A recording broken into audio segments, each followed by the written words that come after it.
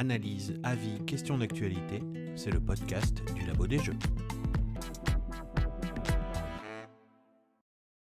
Bonjour et bienvenue dans un nouvel épisode du podcast du Labo des Jeux. Aujourd'hui, on se parle de Civolution. Alors, Civolution, c'est le dernier jeu de Stefan Feld, illustré par Monsieur Laosen, mon illustrateur détesté favori. On est chez Deep Print pour la VO, on est chez, Matago pour la VF. À première vue, ce serait le dernier jeu expert localisé par Matago. Depuis, ils en ont annoncé d'autres, donc à première vue, maintenant, Matago aide les éditeurs étrangers à se distribuer en France. Ils ne localisent plus, juste ils aident à la distribution. J'ai l'impression que c'est leur nouveau système de fonctionnement. Avec Civolution, on est sur un jeu de civilisation, le nom est proche, on aurait deviné. Avec 2 X sur les 4, on a l'exploration et l'exploitation. Au centre du jeu, cette fois-ci, on a des dés, et vous allez en lancer des petites brouettes, puisqu'à chaque tour, pour effectuer une action, vous devez utiliser 2 dés dans un tableau d'action. Un dé définira la colonne dans laquelle vous voulez activer une action, et un autre dé définira la ligne. Et donc le croisement de cette colonne et de cette ligne sur votre plateau joueur, c'est l'action que vous voulez faire. Et c'est là qu'arrive ma question pour cet épisode.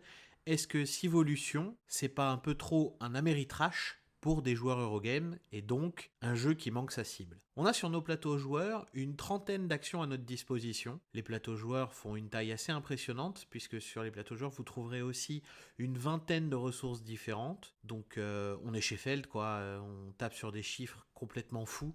30 actions, 20 ressources, c'est n'importe quoi. Et pourtant, vous allez voir, c'est lisible, et on comprend ce qu'on veut faire, et ça tourne bien, et ça va assez vite à comprendre. Votre but ici, ça va être de développer votre civilisation, avec vos petits bonhommes, vos petits meeples qui vont se promener un peu partout sur le territoire.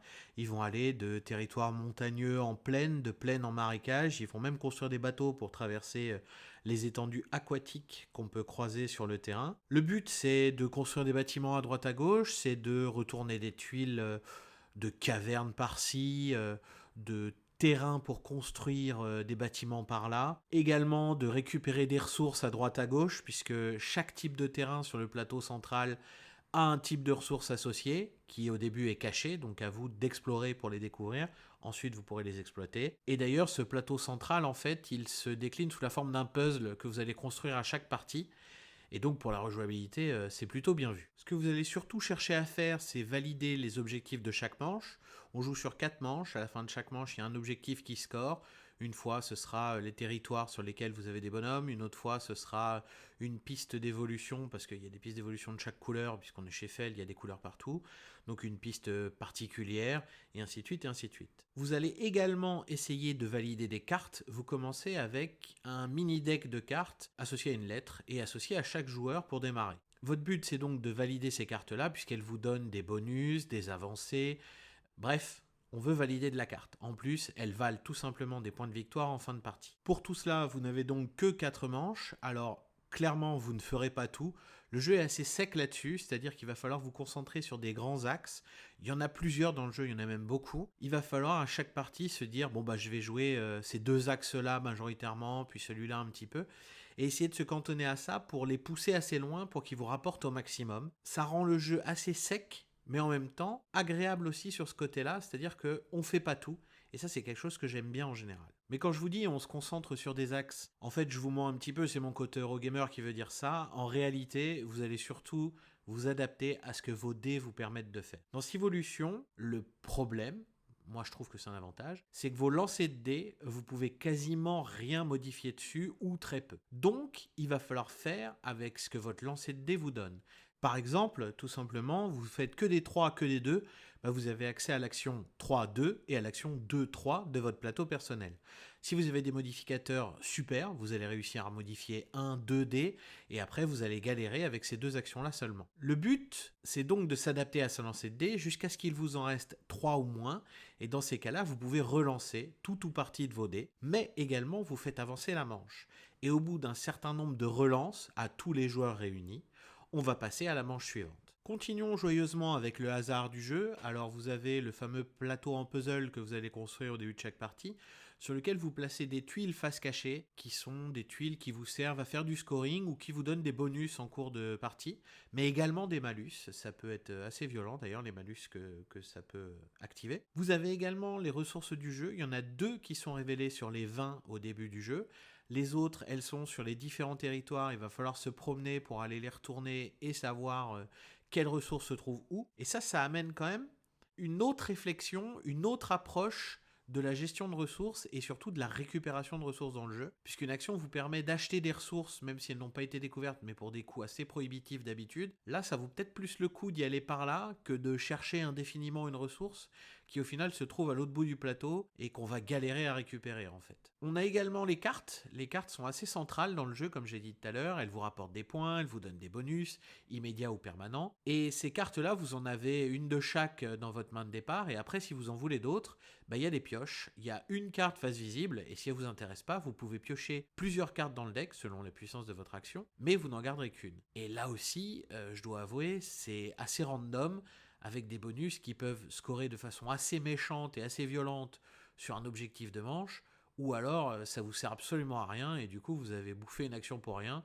et vous vous retrouvez surtout avec une carte quasi impossible à poser. Vous avez également la météo, puisqu'à chaque manche on va avoir une carte météo qui donne un bonus, mais qui donne aussi une montée ou une descente de la météo, avec alors des bonus si notre météo reste, on va dire, calme et sereine, et puis dès que ça chauffe trop ou qu'il fait trop froid, là on va carrément perdre des meeples et tout, et là c'est la galère. Le jeu peut donc provoquer tout simplement une énorme frustration. Ça peut être la partie galère de A à Z, où vous pensez que vous n'arrivez à rien faire, et effectivement vous ne faites pas grand chose, les dés sont pas avec vous, les cartes vont pas, enfin bref, il n'y a absolument rien qui va.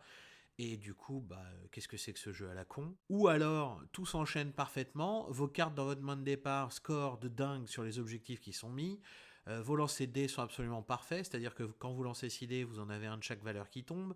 Bref, tout est nickel, et en gros, on va être là, du coup, le mec qui sait pas lancer des dés ou qui a jamais eu de chance dans sa vie, comparé à celui qui demande un 5 et qui a un 5, il va être sacrément avantagé le deuxième. Je vais pas dire le contraire, effectivement, Civolution est extrêmement dépendant à tout ce qui est hasardeux. Après, il faut pas chercher à aller tout droit, c'est-à-dire que le joueur Eurogame de base, il a sa stratégie, il faut pas qu'on l'embête, il a son tableur Excel dans sa tête, et lui il veut aller à l'objectif en y allant par tel chemin et que rien ne bouge.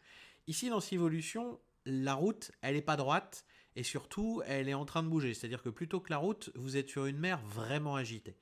Donc il va falloir tout simplement vous adapter en permanence à ce que vos dés vous permettent. On veut aller quelque part, on va finir par y arriver quand même, mais le chemin qu'on va prendre, il n'est pas tout tracé depuis le début de la partie.